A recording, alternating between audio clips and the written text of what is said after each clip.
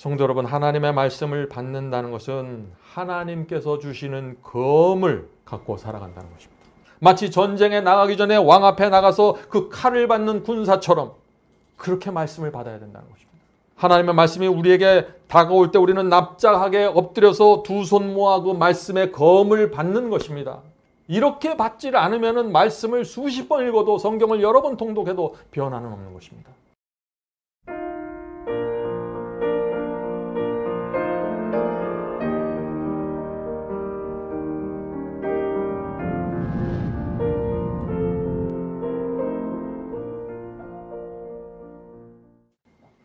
오늘 제가 나눌 말씀의 제목은 누가 감히 하나님의 말씀을 거절하는가입니다. 성도 여러분, 오랫동안 여러분의 얼굴을 가리고 있던 그 수건을 이제는 벗어야 됩니다. 더 이상 희미하고 막연하게 말씀을 보시면 안 되는 것입니다. 그래서 신앙이 자라지 않은 것입니다. 수건을 벗어버려야 무엇이 진짜 신앙인지 보이기 시작하는 것입니다. 수건을 벗어버려야 하나님의 말씀이 정말 어떤 것인지 볼 수 있게 되는 것입니다. 성도 여러분, 하나님의 말씀이 여러분의 인생에서 얼마나 중요합니까? 중요합니까? 아니면 가장 중요합니까? 하나님의 말씀이 인생의 좋은 안내자입니까? 아니면 하나님의 말씀은 내게 최고의 권위를 갖고 있고 내 인생을 시작과 끝까지 끌고 가는 진리입니까? 성도 여러분, 오늘 우리는 하나님의 말씀이 정말 어떤 것인지, 그 말씀에서 어떤 능력과 파워가 나오는지 우리가 그것을 좀 살펴보려고 하는 것입니다. 다 함께 고린도후서 4장 3절부터 6절 보겠습니다. 고린도후서 4장 3절과 6절입니다. 만일 우리 복음이 가리웠으면 망하는 자들에게 가리운 것이라. 성도 여러분, 하나님의 말씀을 정확하게 보지 못하면 망하는 것입니다. 이 세상에서 아무리 성공한 것처럼 보여도 하나님의 말씀을 정확하게 보지 못하면 그 사람의 인생은 실패입니다. 계속해서 읽어보죠. 6절입니다. 어두운 데서 빛이 비추리라 하시던 그 하나님께서 예수 그리스도의 얼굴에 있는 하나님의 영광을 아는 빛을 우리 마음에 비추셨느니라.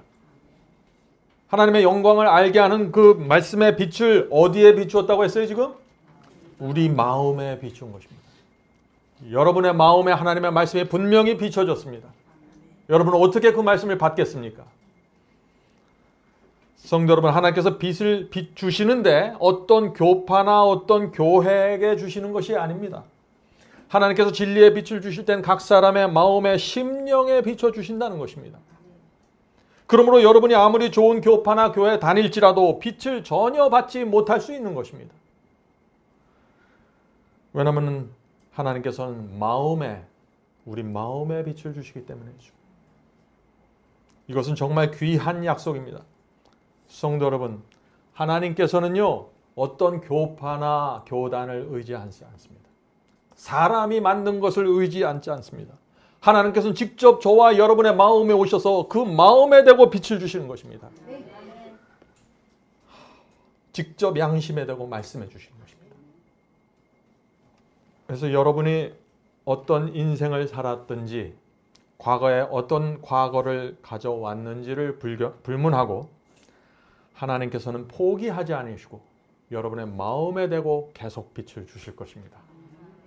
얼마나 감사합니까? 자, 그런데 어떤 빛을 주신다고 지금 바울이 얘기했습니까? 어떤 종류의 빛입니까? 하나님의 영광을 아는 빛이라고 했습니다. 하나님의 영광이 무엇인가요? 성경에서 하나님의 영광은 하나님의 성품을 뜻합니다. 자, 우리가 여기서 하나의 공식을 좀 발견하게 됩니다. 하나님의 영광 이퀄 하나님의 성품입니다. 자, 출애굽기 33장 18절과 19절 보겠습니다. 출애굽기 33장 18절과 19절. 모세가 가로되 원컨대 주의 영광을 보이소서.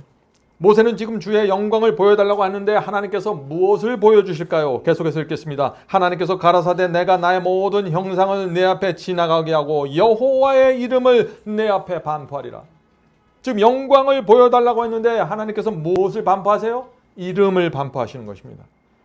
자, 그런 다음에 계속 이어집니다. 나는 은혜 줄 자에게 은혜를 주고 긍휼히 여길 자에게 긍휼을 베푸느니라. 모세가 주의 영광을 보여달라고 했는데 하나님께서는 이름을 반포하면서 여호와는 은혜를 주고 긍휼히 여긴다는 여호와 자신의 성품을 설명해 주는 것입니다. 무슨 뜻입니까? 하나님의 영광은 하나님의 이름이고 하나님의 성품이라는 뜻입니다. 이것이 성경을 공부하는데 우리가 꼭 알아야 될 하나의 공식입니다. 자, 출애굽기 34장에도 동일한 사상이 나옵니다. 출애굽기 34장 보겠습니다. 출애굽기 34장 5절 6절. 여호와의 이름을 반포하실새 여호와께서 그 앞으로 지나시며 반포하시되. 자, 이름을 반포하면서 무엇을 말씀하시는지 잘 보세요. 여호와로다 여호와로다 자비롭고 은혜롭고 노하기를 더디하고 인자와 진실이 많은 하나님이로다. 하나님께서 지금 이름을 반포한다고 하면서 자비롭고 은혜롭고 노하기를 더디하는 성품을 반포하신 것입니다.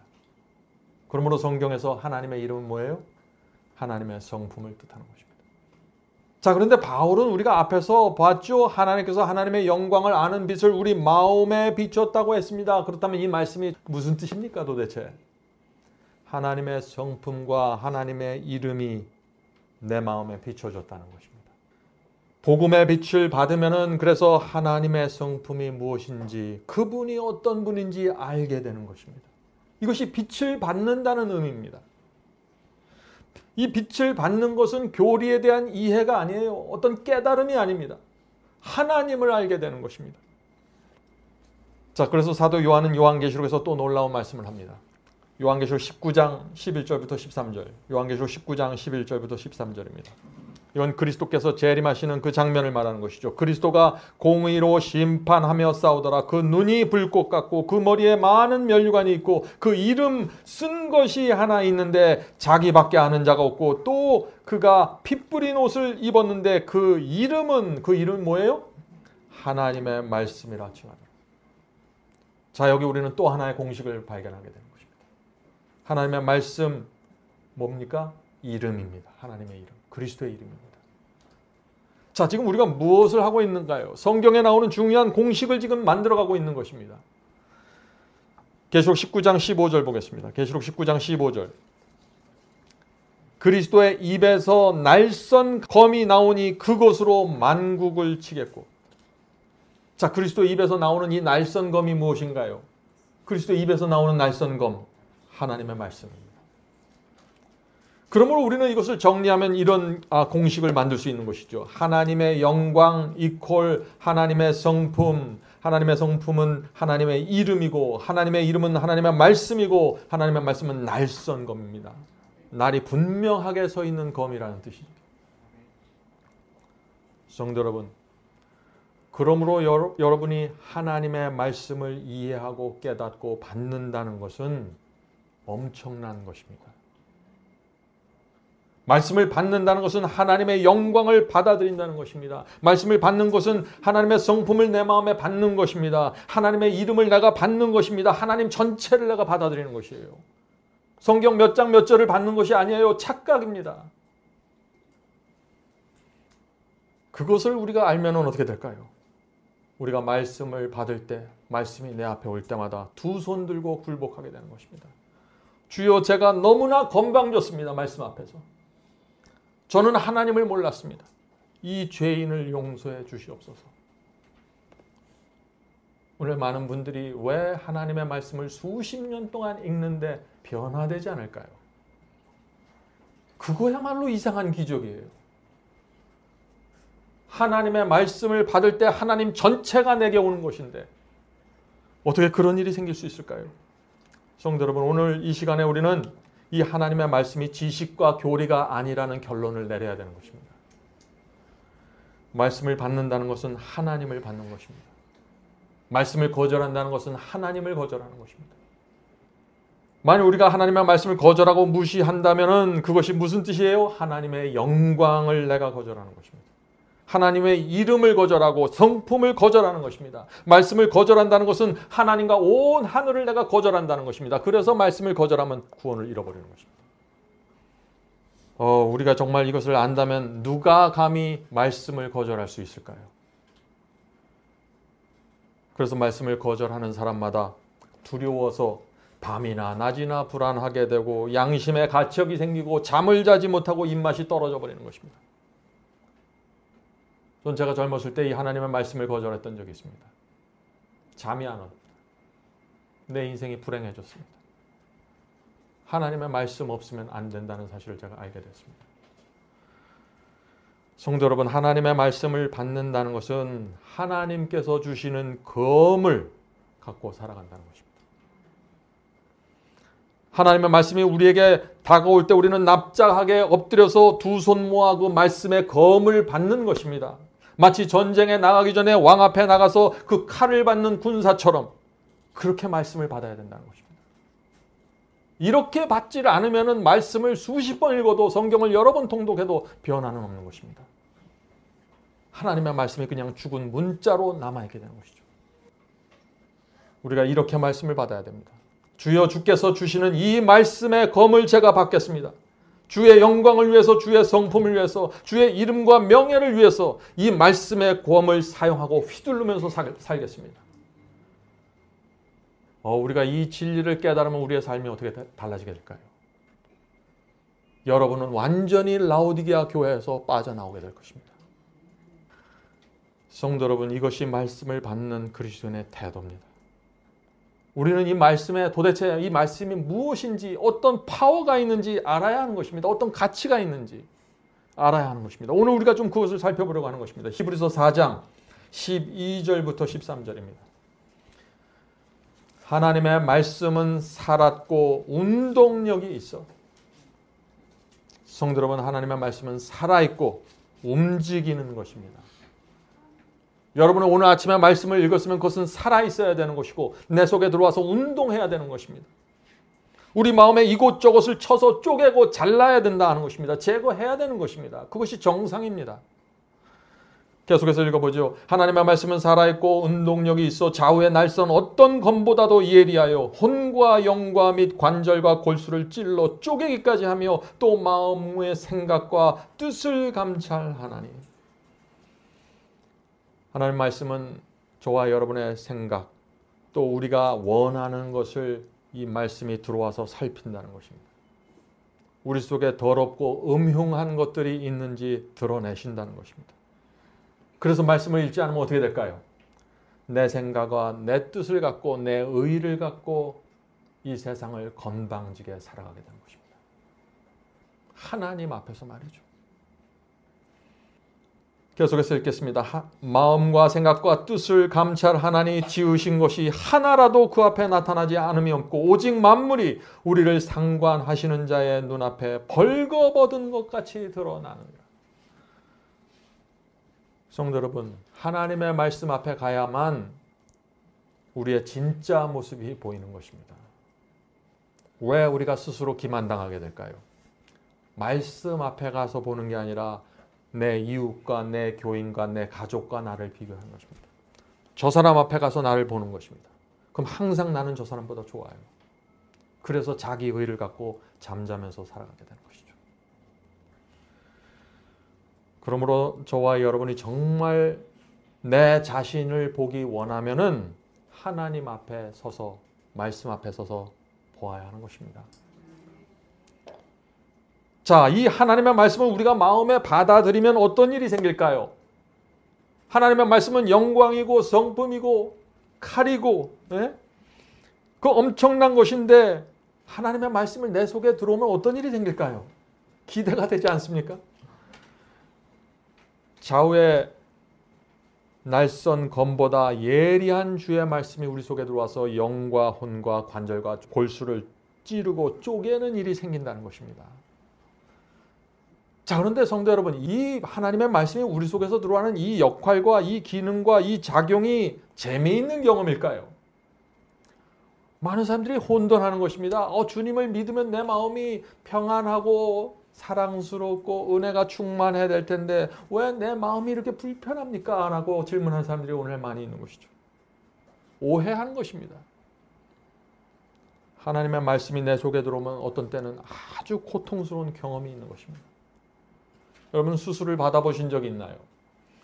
몇 해 전에 제 아내가 수술실에 들어갈 때가 있었습니다.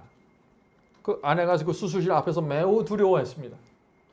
왜 그럴까요? 왜냐하면 이제 저 수술실 안에 들어오면 의사가 칼을 들고 몸을 찢고 배를 찢고 열어서 내장으로 들어가서 잘라내고 쪼개야 하기 때문이죠. 그걸 다 아는 것입니다. 병든 조직을 떼내야 하는 것입니다. 그리고 다시 실로 상처를 빼내는 과정이 필요한 것입니다. 그리고 수술을 끝내고 회복실로 돌아오면 재미있을까요? 재미없습니다. 또 상처가 다 아물 때까지 심한 통증이 옵니다. 성도 여러분, 저와 여러분은 죄로 오랫동안 병들었던 영혼입니다. 반드시 수술이 필요한 것입니다.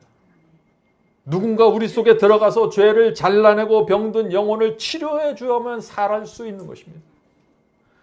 왜냐하면 이 세상 누구도 죄를 갖고는 하늘에 갈 수 없다는 것이 성경의 진리이기 때문에 그렇죠. 죄는 반드시 제거하고 떼어내야 하는 것입니다. 그런데 문제는 누가 그 일을 할 수 있는가입니다. 누가 그 일을? 하나님의 말씀입니다. 하나님의 말씀이 우리 속에 들어가야 되는 것입니다. 그러면 하나님의 말씀과 함께 성령께서도 칼을 들고 들어가셔서 수술을 시작하는 것입니다. 그래서 에베소서 6장에 이런 말씀이 있는 것입니다. 에베소 6장 17절입니다. 에베소 6장 17절. 성령의 곧 하나님의 말씀을 가지라. 자, 하나님의 말씀이 뭐라 그래요? 여기 지금 성령의 검입니다. 그러면 우리 영혼 속에서 죄를 떼어내는 수술을 하려면 우리가 무엇을 해야 할까요? 하나님의 말씀을 깊이 받아들여야 하는 것입니다.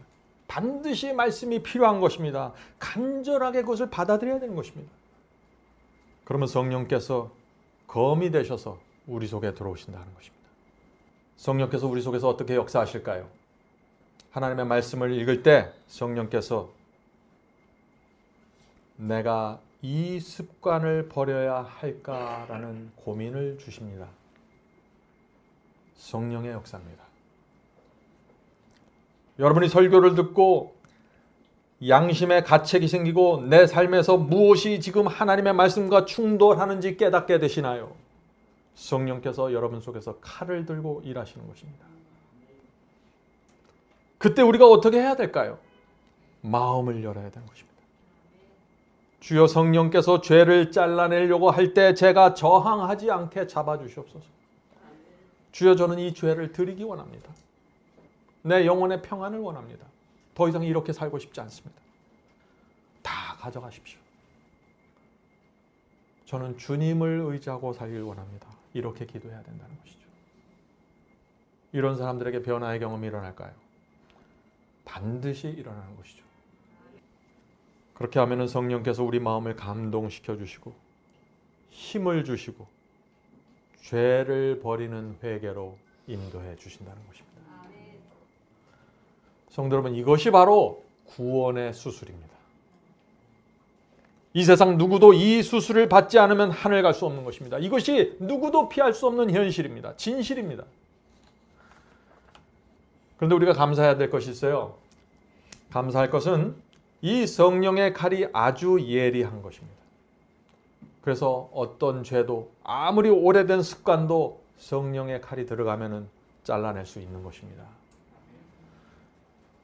우리가 진심으로 하나님의 말씀과 이 성령을 믿고 받아들이기만 하면은 이 놀라운 수술이 우리 속에서 이루어지는 것입니다. 이것은 누구도 할 수 없습니다. 여러분의 의지도 안 되고 결심도 아니고 아무것도 안 되는 것입니다. 단지 하나님의 말씀이 내 속에 들어가서 그 말씀이 움직이면서 살아서 움직이면서 성령의 칼을 들고 내 속에 있는 그 양심의 가책, 오랫동안 내 영혼을 더럽혀왔던 그 죄들을 잘라내고 정결하게 만드는 것입니다.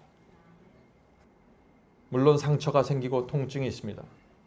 성령께서 우리의 죄의 습관을 잘라낼 때, 또 우리가 오랫동안 사귀던 친구와 헤어지기로 결심하고 말씀에 순종할 때, 순종하기 위해서 친구를 멀어지게 될 때, 또 가족이 또 나를 이상하게 볼 때, 또 가족이, 친구들이, 주변 사람들이 왜 사람이 이렇게 이상하게 뱉니? 믿어도 좀 제대로 믿어라. 이렇게 조롱할 수도 있겠죠. 그러나 그런 모든 고통을 주님의 손을 붙잡고 견딘다면 수술은 맞춰지게 되는 것입니다. 많은 사람들이 이 중간에 떨어져 나가는 것입니다. 베드로전서 1장 23절 보겠습니다. 베드로전서 1장 23절. 너희가 거듭난 것이 썩어질 씨로 된 것이 아니요 썩지 아니할 씨로 된 것이니 하나님의 살아있고 항상 있는 말씀으로 되었느니라. 여기 우리가 어떻게 거듭난다고 했죠? 하나님의 말씀으로 거듭난다고 했습니다. 그냥 하나님의 말씀을 믿으면은 아무것도 거듭난 것이 없는데 그냥 거듭난 척하면서 사는 것이 아니에요. 이것은 진짜 거듭나는 것입니다. 왜냐하면 하나님의 말씀은 강력한 파워이기 때문에, 우주를 창조한 파워이기 때문에 말씀이 들어가면 그 파워가 내 속에 들어가는 것입니다. 이 엄청난 파워를 받아들이거나 거절할 수 있는 사람이 있는데 그것이 바로 납니다. 이 하나님의 말씀은 자기 마음대로 하지 않습니다. 강요하지 않아요. 하나님의 말씀이 내 속에 들어가면 내 앞에서 하나님의 말씀이 기다리는 것입니다. 내가 이 말씀을 받을지 거절할지를. 받으면 수술이 시작되고 거절하면 거기서 끝나는 것이에요. 하나의 지식과 교리로 말씀은 남게 되는 것입니다. 거절하면 어떻게 될까요? 하나님의 말씀은 파워이기 때문에 받든지 거절하든지 결과가 생깁니다. 거절하면, 받으면 새 마음을 받고 거듭나지만 거절하면 양심이 점점 굳어지는 일이 생기는 것입니다. 마음이 완악해지는 것입니다. 다음에 그 말씀이 오면은 저번에 내가 더 들었던 말씀인데, 내가 다 아는 말씀인데 뭐 새로운 거 없나, 이렇게 다 넘어가게 되는 것입니다. 오늘 많은 사람들의 문제가 있습니다. 어떤 문제일까요? 말씀 없이 거듭나려고 해요. 말씀 없이 어떤 음악을 들으면서 거듭나려고 합니다. 어떤 은사를 통해서 거듭나려고 해요. 어떤 봉사를 열심히 해서 거듭나려고 합니다. 어떤 사람은 말씀에 관심이 없는데 나는 거듭났습니다 하고 항상 말하고 다녀요. 성경에 그런 거듭남은 없습니다. 반드시 하나님의 말씀이 내 속에 들어가야 되는 것입니다. 말씀이 마음과 양심 깊이 들어가야 되는 것입니다. 내가 전적으로 그 말씀을 받아들여야 되는 것입니다. 자, 그렇게 내가 말씀을 전적으로 받아들였을 때 어떤 변화가 생길까요? 우리 마음속에 전혀 다른 일들이 생기는 것입니다. 전에는 이 세상이 원하는 대로 내가 살아가는 것이 가장 안전하고 당연하다고 생각했어요. 이 세상이 가는 길을 걸어가는 것이 나에게 최선이라고 생각했습니다. 그것이 상식이라고 믿었어요. 수십 년 동안 그렇게 믿어왔어요. 그런데 하나님의 말씀이 내 속에 들어가서 새겨지면은 이 길이 아니구나 하는 확신이 생기는 것입니다. 세상과 함께 가는 길이 얼마나 위험하고 허탄한지 깨닫게 되는 것입니다. 인생관과 철학과 이 생각이 완전히 달라져 버리는 것입니다. 기적입니다, 이것이. 그래서 진심으로 우리가 하나님의 말씀을 받아들이고 굴복할 때 말씀이 나를 인도하는데 억지로 끌려가는 것이 아니라 내 마음이 그 말씀과 완전히 동의하기 때문에 신이 나서 따라간다는 것입니다. 이것이 좁은 길입니다. 세상 사람들이 볼 때 좁아 보이는 것이죠. 그러나 이 길을 걷는 사람들은 하늘이 주는 확신을 갖고 걸어가는 것입니다. 얼마나 감사합니까? 성도 여러분, 말씀의 파워를 이해하셔야 됩니다. 성령의 검을 받는 것입니다. 말씀을 받을 때 성령의 검을 받는 것입니다. 지금 여러분의 생애에서 이 말씀과 성령의 역사가 이루어지고 있습니까? 여러분이 마지막 사명을 통해서 수많은 말씀들을 받아왔는데 그 말씀이 살아있는 성령의 검이 돼서 여러분을 쪼개고 잘라내고 있냐 하는 얘기입니다. 말씀으로 거듭나면은요, 인생의 방향만 바뀌는 것이 아니에요. 그것은 시작에 불과합니다. 훨씬 더 놀라운 경험들이 일어나는 것입니다. 저는 저희 교원들 모두 금년에 더 높은 경험으로 올라가게 되길 바랍니다. 자, 더 높은 경험 이것입니다. 에스겔서 36장 25, 27. 에스겔서 36장 25, 27절입니다. 맑은 물로 너희에게 뿌려서 너희로 정결케 하되 곧 너희 모든 더러운 것에서와 모든 우상을 섬김에서 너희를 정결케 할 것이며. 자, 말씀이 우리 속에 들어가면은 어떤 일이 생긴다고 했어요? 우리의 영혼이 정결하게 된다고 했습니다. 말씀과 맞지 않는 것들이 다 튕겨서 나가버리기 때문이죠. 말씀은 파워이기 때문에 그런 것입니다. 그래서 우리의 마음과 동기와 목적이 달라지게 되는 것입니다. 정결하게 되는 것입니다. 더러운 우상, 죄된 계획이 밀려나는 것입니다. 파워에 견디질 못해서 밀려나는 것이죠. 정결하게 되는 경험입니다. 이것이. 계속해서 읽겠습니다. 또 새 영을 너희 속에 두고 새 마음을 너희에게 주되 너희 육신으로 굳은 마음을 제하고 부드러운 마음을 줄 것이며 또 내 신을 너희 속에 두어 너희로 내 율례를 행하게 하리니 너희가 내 규례를 지켜 행할지니라. 성도 여러분, 이것은 여러분이 노력해서 만들어내는 것이 아니에요. 이것은 하나님의 약속이에요. 이 약속을 믿으셔야 되는 것입니다. 성도 여러분, 이런 역사가 구약시대 이스라엘 사람들에게만 일어나는 것일까요? 아니죠. 지금 저와 여러분에게도 날마다 이루어질 수 있는 것입니다. 여러분이 말씀을 듣고 설교를 들을 때 이런 역사를 간절히 바라면서 말씀을 받아야 하는 것입니다. 성경을 읽으십니까? 간절한 심령으로 그 말씀을 읽으시고 받으셔야 되는 것입니다. 하나님의 약속을 붙잡고 말이죠. 많은 분들이 이런 질문을 합니다. 내가 어떻게 하나님의 말씀에 굴복할 수 있습니까? 어떻게 하나님의 말씀 하나하나를 생각하면서 순종할 수 있나요? 이렇게 하라 저렇게 하라는 이 하나님의 말씀과 계명이 많은데 어떻게 내가 그 모든 말씀에 순종할 수 있습니까? 라는 질문을 던집니다. 혹시 여러분 중에 이런 의문을 가진 적이 있습니까? 이 질문은 중요한 질문입니다. 저는 간단하게 대답을 드립니다. 이런 질문에 대해서.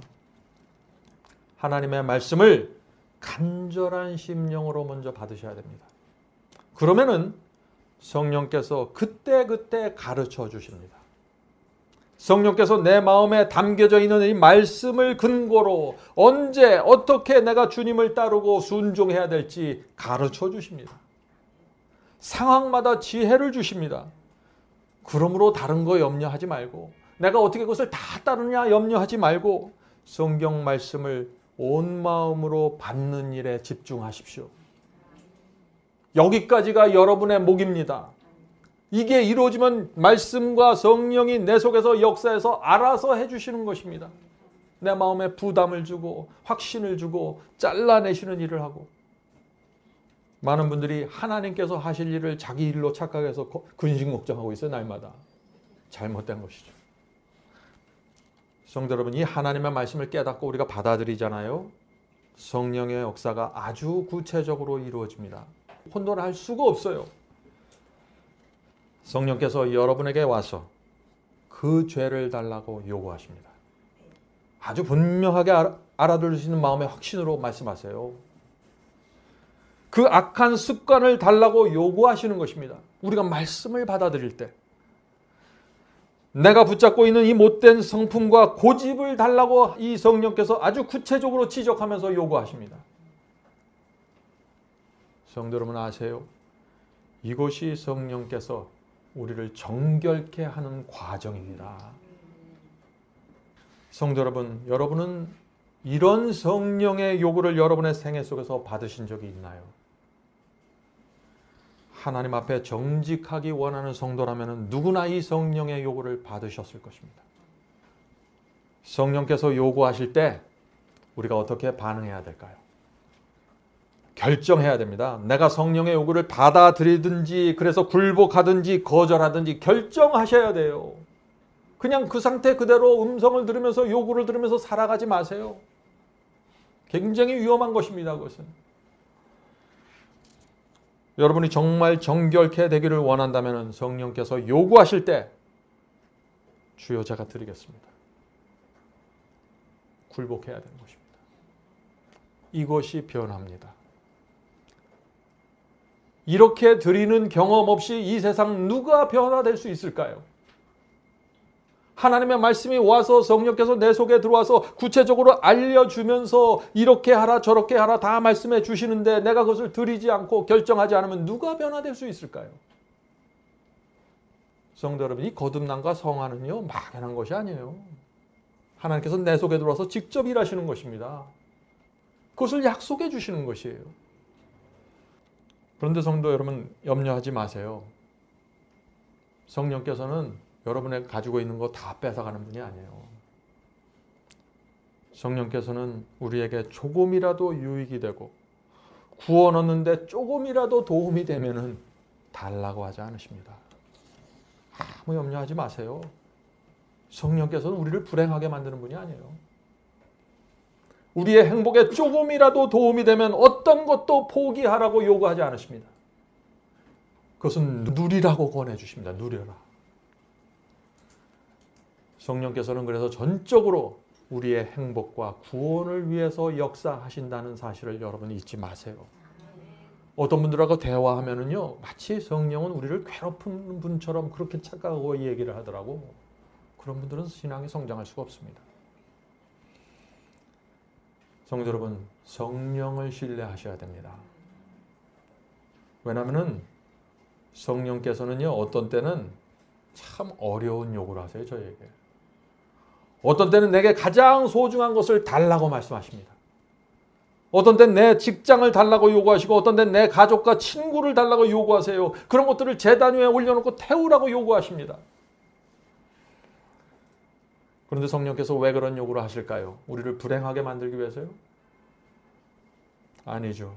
그것이 나에게 우상이 될 수 있다면, 구원의 걸림돌이 될 수 있다면 달라고 하시는 것입니다. 한 번은 제가 이런 질문을 받았습니다. 마지막 사명에서는 하나님께 마음과 생애를 바치라는 말씀을 강조하는데 그 말씀이 무슨 뜻입니까? 성경은 값진 진주를 발견한 상인은 모든 것을 팔아서 그 진주를 샀다고 했는데 어떻게 내가 모든 것을 다 하나님께 드릴 수 있습니까? 라는 질문입니다. 성도 여러분, 우리가 하나님께 우리의 마음과 생애를 바친다는 것이 무엇인가요? 우리가 정확하게 이해하셔야 돼요. 하나님께 내 마음과 생애를 바친다는 것은 내가 말씀을 읽고 깨닫고 그 말씀을 확신했을 때 성령께서 내 속에 들어오셔서 어떤 것을 요구하실 때 그 요구하는 것을 드리는 것입니다. 그것이 다 판다는 의미입니다. 성령께서 요구하실 때 하나씩 순종해 나가는 것이 마음과 생애를 드리는 것입니다. 하나님께서는 시작부터 모든 것을 다 달라고 요구하지 않으세요. 그렇게 요구해봤자 우린 이해하지도 못하고 드릴 수도 없는 것입니다. 그래서 성령께서 우리의 처지와 상황을 보면서 하나하나 요청해 나가는 것입니다. 이것은 중요한 진리입니다.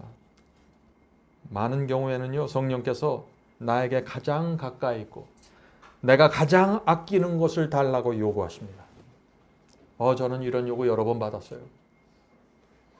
그때 제가 성령께 드리고 굴복하면은 그것이 마음과 생애를 드리는 것입니다.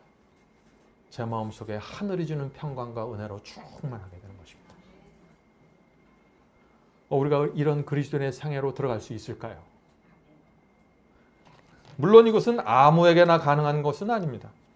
그런데 우리가 정말 주님을 사랑하고 하나님의 말씀이 이 우주에서 가장 높은 권위를 갖고 있고 성령의 검이 내 속에 들어와서 나의 행복과 구원을 이루는데 반드시 필요하다는 사실을, 진리를 내가 진심으로 동의하면 성령께서 요구하실 때 내가 붙잡고 있는 것을 내려놓게 된다는 것입니다.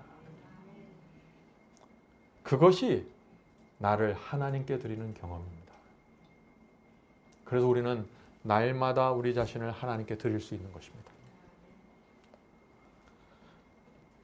지난주에 성령께서 여러분의 자존심을 달라고 요구하지 않으셨나요? 그것을 주님께 드리셔야 됩니다.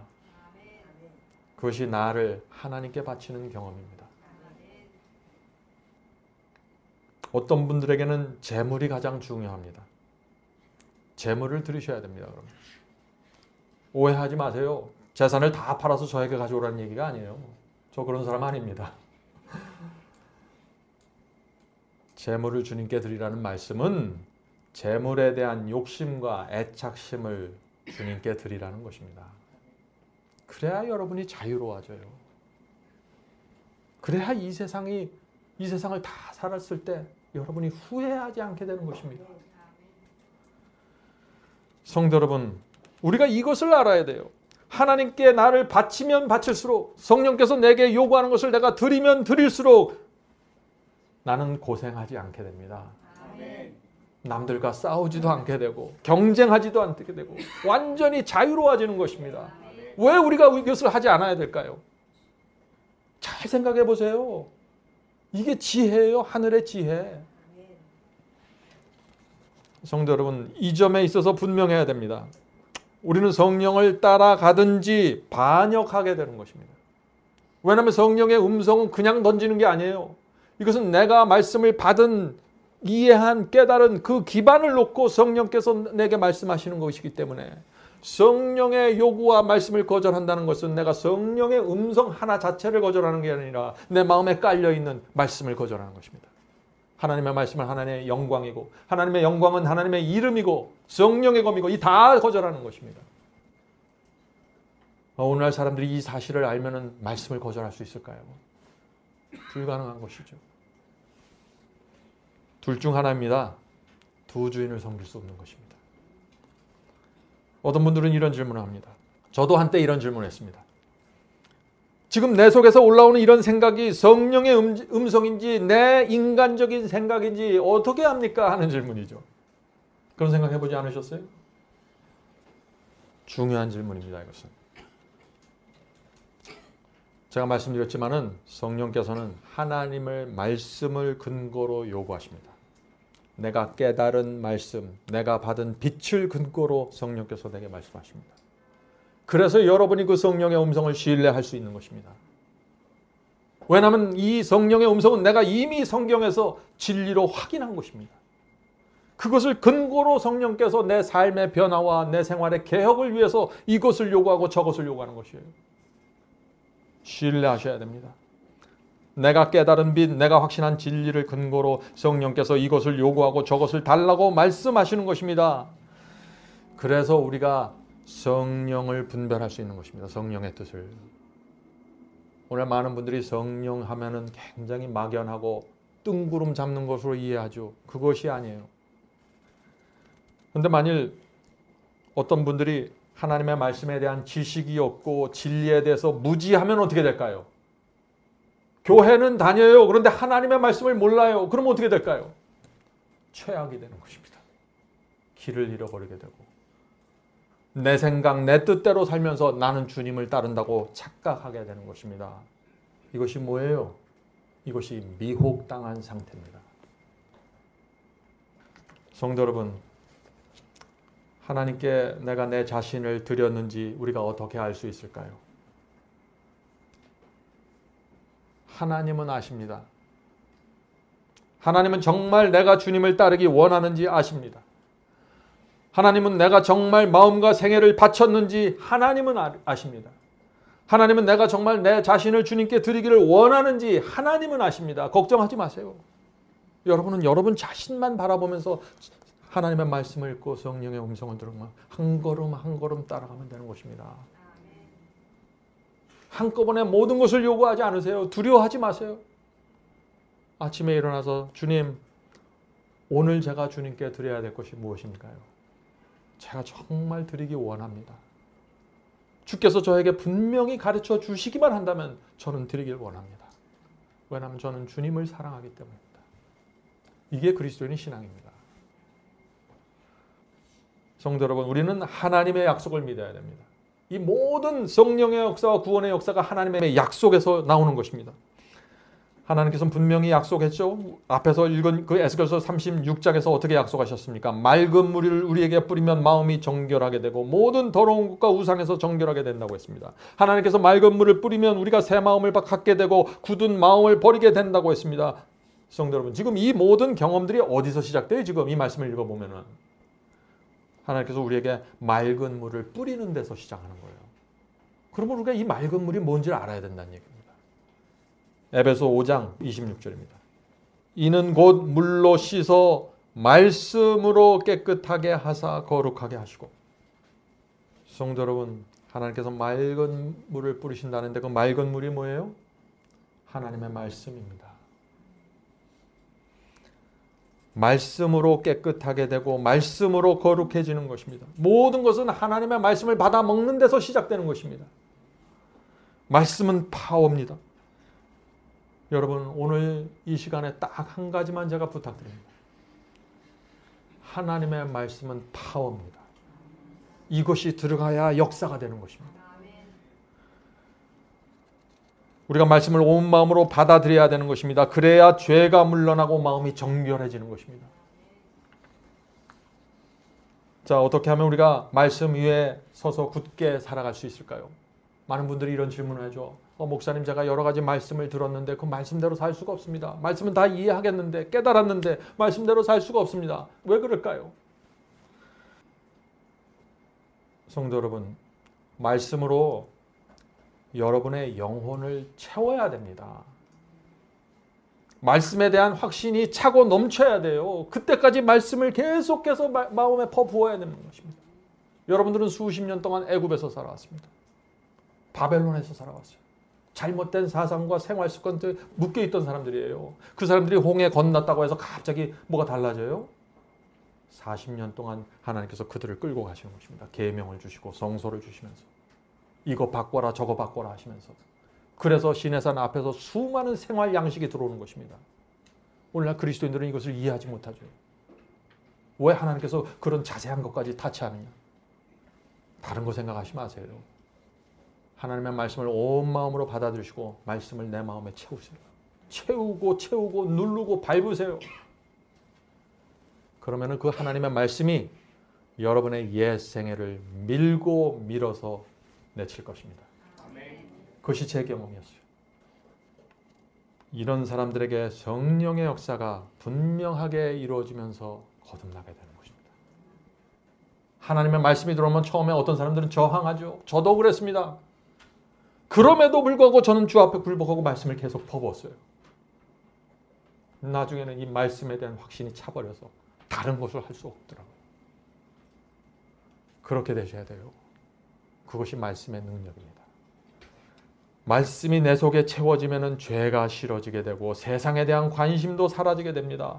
영적으로 자연스럽게 성장하는 것입니다. 말씀을 읽지 않은 사람들이 성장을 기대해요. 자꾸.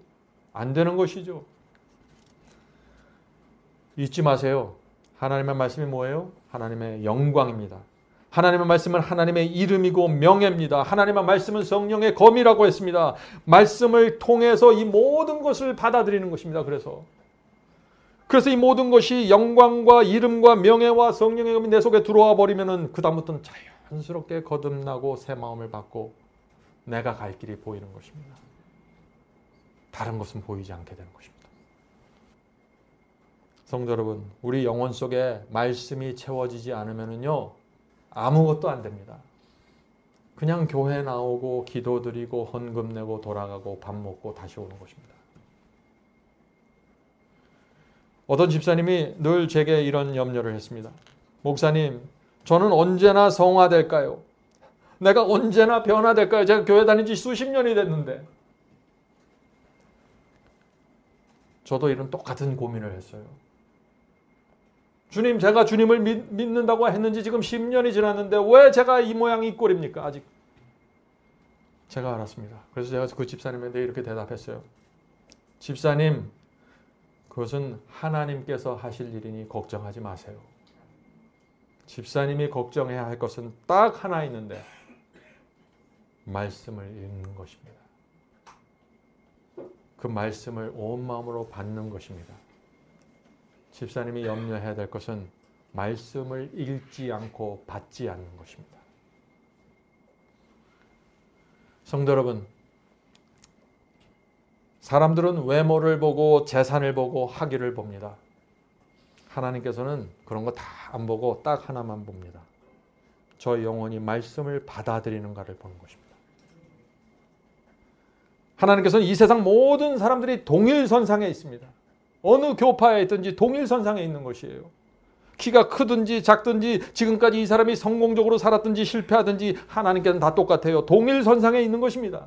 하나님께서는 딱 하나 보는데 뭐예요? 말씀을 대하는 우리의 태도를 보는 것입니다. 지금 우리가 마음을 열고 주님의 말씀을 받아들이고 굴복하면은 하나님께서는 그 영혼이 가장 소중하고 가장 큰 가능성을 갖고 있는 영혼으로 바라보시는 것입니다. 옆에 있는 사람들 다 인정하지 않죠? 네? 저 사람이 인격도 부족하고 예의도 없고 한심하게 바라보죠? 그러나 이 사람이 오늘 하나님 앞에 나가서 말씀을 받기로 굴복하면 하나님께서 그 사람에게 가장 가까이 가셔서 큰 기대를 갖고 인도하신다는 것입니다.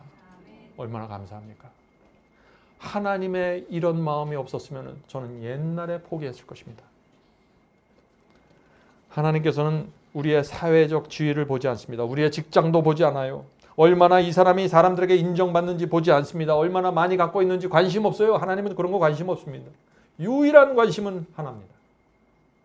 우리가 말씀을 받고 있는가입니다.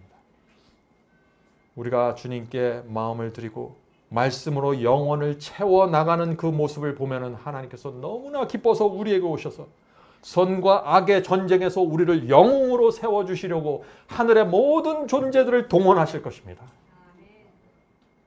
여러분들 이것을 이해하셔야 돼요. 하나님께서 뭘 기대하고 바라는지 말이죠.